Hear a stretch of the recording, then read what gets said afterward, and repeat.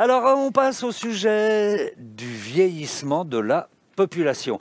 D'abord, Aline, une précision, qu'est-ce qu'on appelle, parce que c'est un phénomène, hein, on va le voir, qui se généralise, alors plus dans les pays, on va dire, riches, hein, entre guillemets, mais voilà, qu'est-ce qu'on appelle le vieillissement démographique?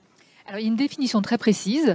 Le vieillissement démographique, c'est l'accroissement de la proportion de personnes âgées dans une population. C'est quoi âgé? Ah bah c'est toute la question, justement. À partir de quand est-on une personne âgée? Et alors on sait bien qu'avoir 70 ans aujourd'hui, ça n'a sans doute pas la même signification qu'avoir 70 ans il y a 50 ans et que ça en aura en 2070 par exemple. Donc certains démographes ont d'ailleurs proposé un indicateur qui tient compte de cela et où on mesure la proportion de personnes qui ont devant elles un certain nombre d'années fixes, 10 ans par exemple, Okay. encore à vivre. Donc, du coup, là, l'âge à partir duquel on est âgé varie dans le temps. Mais en réalité, quand on regarde les statistiques qui sont publiées, en général, l'âge qui est utilisé est fixe. Quand on s'intéresse plus particulièrement aux enjeux socio-économiques, l'âge qui est utilisé, c'est 65 ans. Parce que voilà, c'est l'âge. C'est la référence. Oui. Pour les questions sanitaires, on va plutôt s'intéresser aux âges plus élevés, donc 80 ou 85 ans. Donc on regarde dans une pyramide des âges, en fait, plus il y a de personnes qui dépassent 65 ans, plus la population vieillit. Mais dites-moi, pour qu'il y ait vieillissement de la population, il faut bien évidemment qu'il y ait moins de mortalité, mais est-ce qu'il faut aussi qu'il y ait moins de naissances?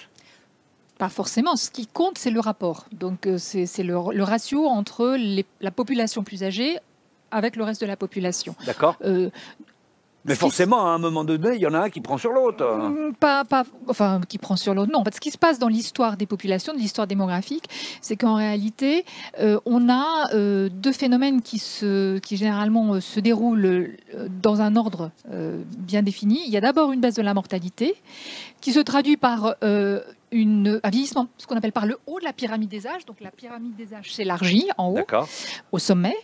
Et cette baisse de la mortalité est suivie ensuite par une baisse de la fécondité qui va se traduire par un rétrécissement de la pyramide des âges, ce qu'on appelle un vieillissement par le bas. Donc ces deux phénomènes d'ailleurs qui sont les deux phénomènes qui caractérisent ce qu'on appelle la transition démographique. Dans le cas des pays développés, enfin pas tous, mais la grande partie des pays développés, il se passe en plus qu'il y a eu le baby-boom. Ah oui, et, après la guerre. Enfin, après la guerre, voilà, c'est ça. Et donc ce baby-boom, en fait, donc, il s'est traduit par des générations très nombreuses. En France, c'est sur une trentaine d'années. Hein, ça démarre après la Seconde Guerre mondiale et ça se termine à la moitié des années 70, donc une trentaine d'années de générations nombreuses. Et ça fait comme une vague qui se déplace sur la pyramide des âges. En 2010, ce sont les premières générations du baby-boom qui vont atteindre 65 ans. Maintenant, donc les jeunes de cette époque-là deviennent des vieux d'aujourd'hui et ils grossissent. Voilà, ils grossissent. Voilà. Donc aujourd'hui, dans les 10 années qui viennent, ce qui va grossir plus particulièrement, ce sont les 75-85 ans. Voilà. D'accord, bah, tant mieux. Quand même. Oui, tant mieux. D'accord. On est à combien de personnes de plus de 65 ans aujourd'hui en France? Alors, la proportion de personnes âgées de 65 ans ou plus, puisque c'est ça qui définit le vieillissement, aujourd'hui, c'est une personne sur 5. D'accord. Et 2050?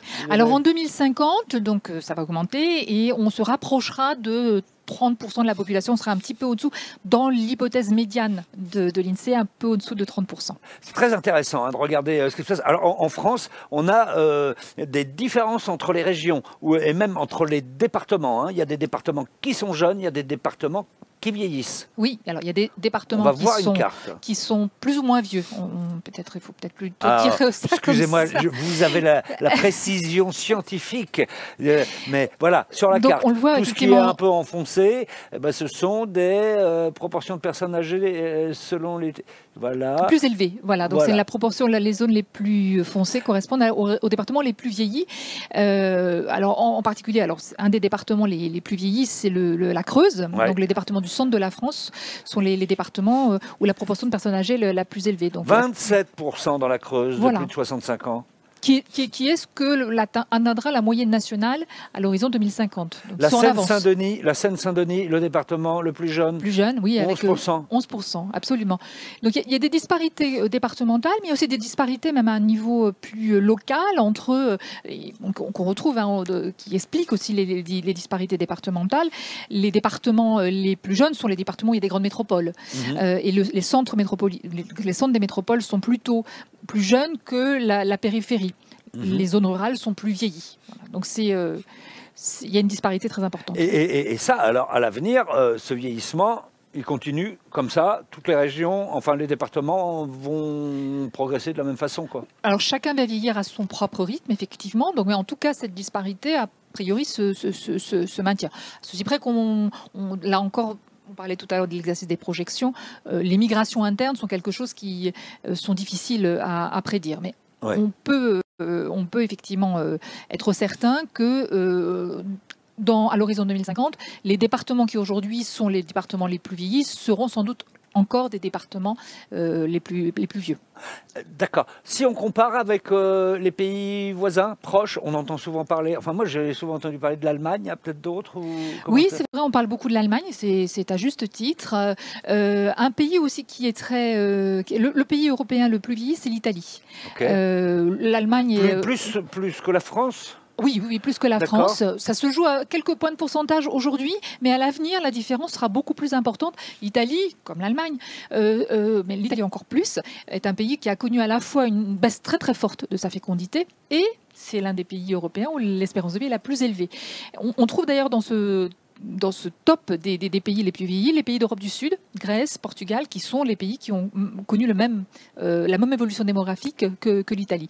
L'Italie va se retrouver à l'horizon 2050 avec autour de 36% de personnes âgées de 65 ans ou plus. Donc c'est par rapport à la France, là, l'écart se creuse de façon très nette. Et puis, alors, beaucoup plus loin de chez nous, quand même, c'est le Japon qui a un cas très particulier. Qui est le pays au monde où la proportion de personnes âgées est la plus élevée. C'est là encore lié à la baisse très très forte de la fécondité et dans un temps qui a été un laps de temps qui a été très bref. D'un seul coup, on en connaît les raisons.